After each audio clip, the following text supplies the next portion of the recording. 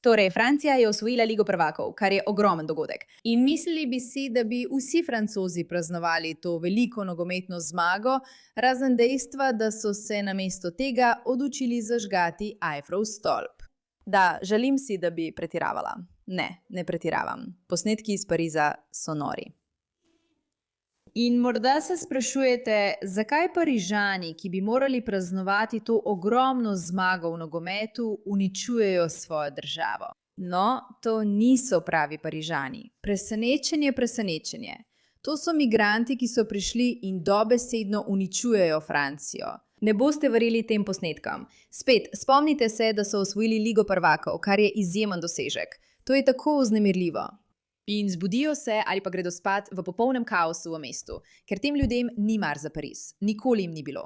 Dobrodošli v oddaji Pushback, sem Meira K, vaša voditeljica. Ne pozabite se naročiti in všečkati ta video ter ga deliti s prijatelji, ker se upiramo, dovolj imamo. Pripravite se, posnetki so precej nasilni in neprijetni za ogled. Dobro, zdaj pa za vse, ki boste gledali te posnetke gorečega Eifflovega stolpa in potem rekli kaj neumnega v smislu, ampak kako veš, kdo so ti ljudje? Samo poslušajte. Poslušajte za trenutek. Poslušajte zvok. Morala sem samo preveriti, če je zvok pravilen. Poslušajte.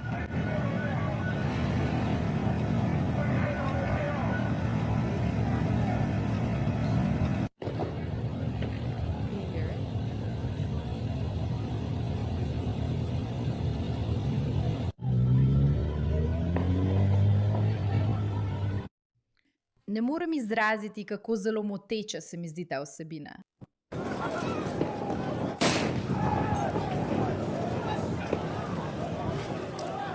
Eifflov stolp.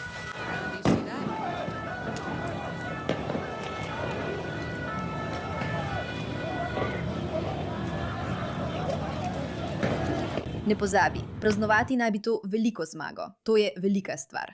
Francija in Premier Liga sta vedno imela rivalstvo. Paris Saint-Germain je igral proti Arsenalu in Arsenal je izgubil, kar je iz britanske perspektive uničujoče. Ampak to je tisto, kar počnejo kot odziv na to zmago.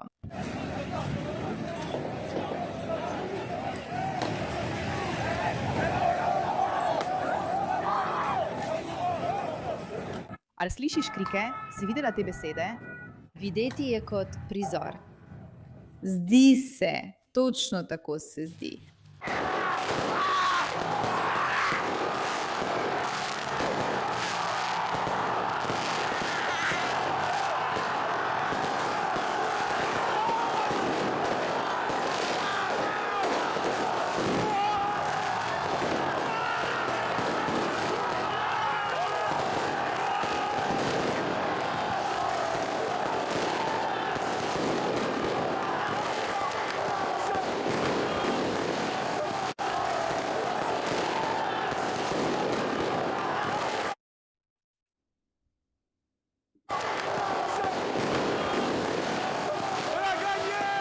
Zdaj, če gledate ta video, verjetno vidite, tako kot jaz, v redu. Tukaj je kup ljudi, ki se zdijo migranti, ampak je tudi veliko ljudi, ki se zdijo povsem običajni Francozi. In imate prav. Ampak poglejmo si še nekaj.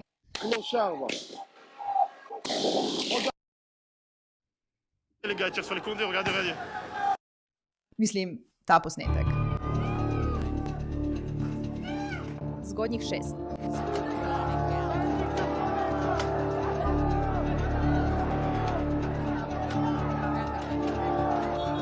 Ker seveda, če zmagaš nogometno tekmo, moraš ohromiti promet. Poglejmo si tole.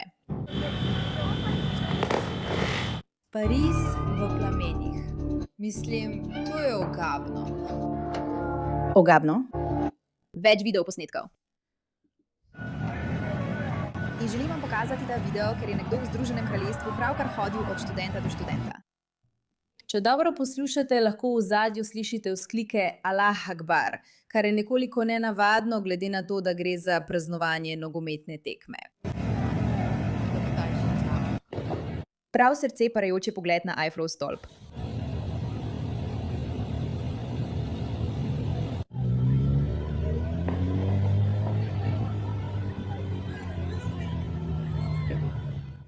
Spet je zelo rahlo. V zvoku se tega ne sliši dobro.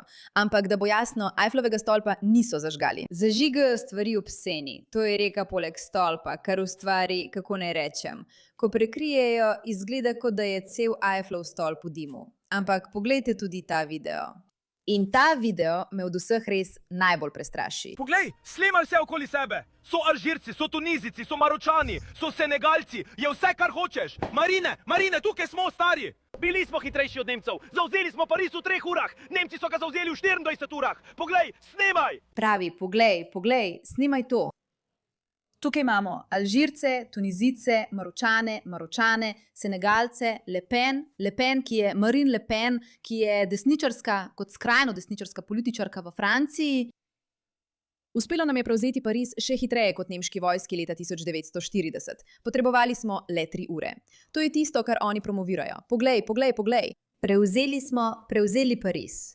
Prevzeli smo ga v manj časa, kot ga je Nemčija leta 1940, kako gnusno.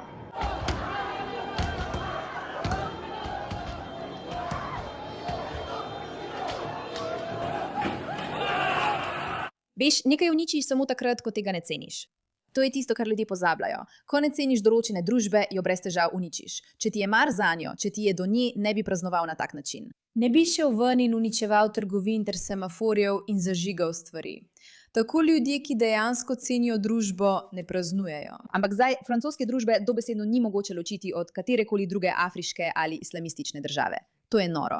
In poglejte moške.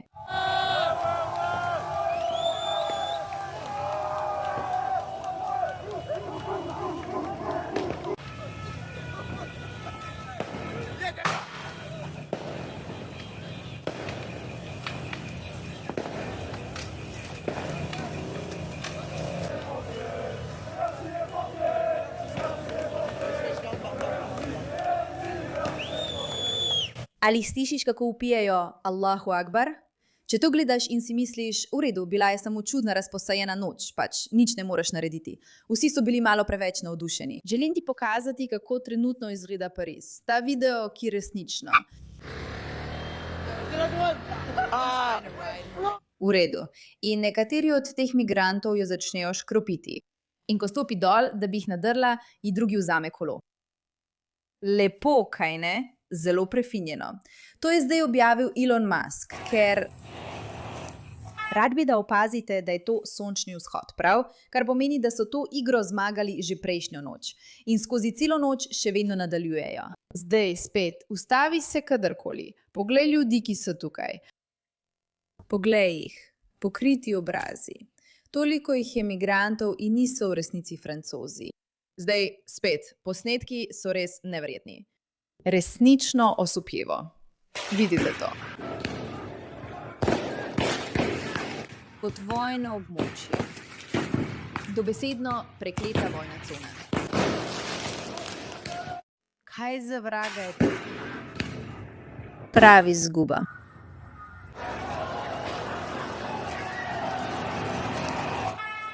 Naredi iz tega vojno območje. Dejansko izgleda kot vojno območje, ko zmagajo to tekmo.